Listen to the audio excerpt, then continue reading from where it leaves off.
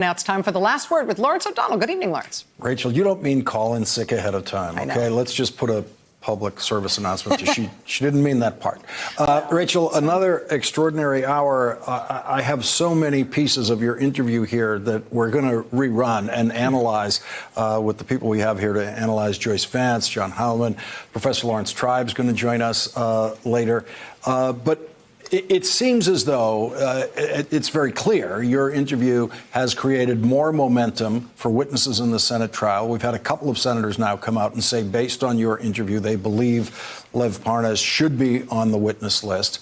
What do you think developed here as some of the more interesting witnesses that you'd want to hear from who Lev Parnas has been talking about? Well, I think that's an interesting approach, and I think that's the right way to look at it, that Mr. Parnas is obviously speaking from his own perspective. He's talking about situations he says he was in and things he says he saw and things he says he heard. But he is, to the extent that what he's saying can be corroborated by either other people's testimony or by documents and text messages and that sort of thing. What he's really pointing at is other people who should be asked questions and other people who can explain what really happened. And he identified, I think, himself, some of the key people who could explain things in terms of what really happened and how culpable the president was and how culpable other senior officials are. Definitely John Bolton, definitely Secretary of State Mike Pompeo, definitely Rick Perry, definitely Vice President Pence, and definitely other officials who can speak to their actions and their movements. I mean, the fact that the White House and the administration has withheld all documents from the impeachment investigation means that it's hard to find a trail without other people to lead you to other witnesses, to other accounts, and to other potential documents and communications that the White House and the administration can't block from the investigation.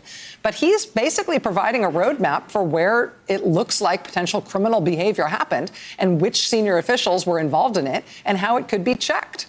It's a remarkable decision by him to come forward, but he does advance the story and advance the sort of reporting chain of events, I think, in an almost immeasurable way. And tonight you developed more of his rationale for coming forward, which makes increasing sense the more you listen to it, including the problems he had with his original lawyers, who he got rid of in a dramatic scene he talks about when he was in jail.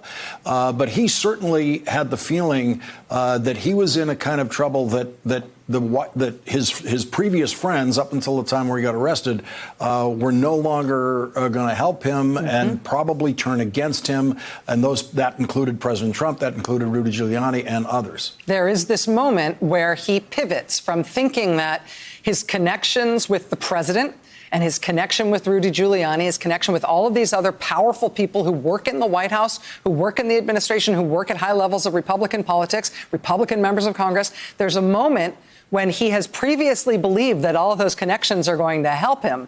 And then he comes to the realization that all of those connections now are going to be people who are out to hurt him, to the extent that he is seen as somebody who has a story to tell that will be detrimental to the president's political future.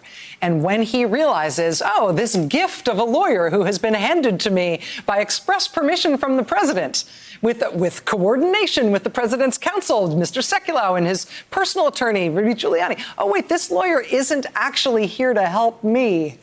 That revelation creates that angry and dramatic scene that he described in the portion of the interview that we played tonight. And I think it also started him on the road towards speaking on his own terms, in part to try to protect himself, because he did not want to be the man with this stuff all in his head and all in his phones and in his devices and nobody knowing it other than the Justice Department, which he doesn't trust, not only just as a regular run-of-the-mill criminal defendant, but because he believes that William Barr is used as a tool of the president to bring the power of the Justice Department to bear against the president's enemies.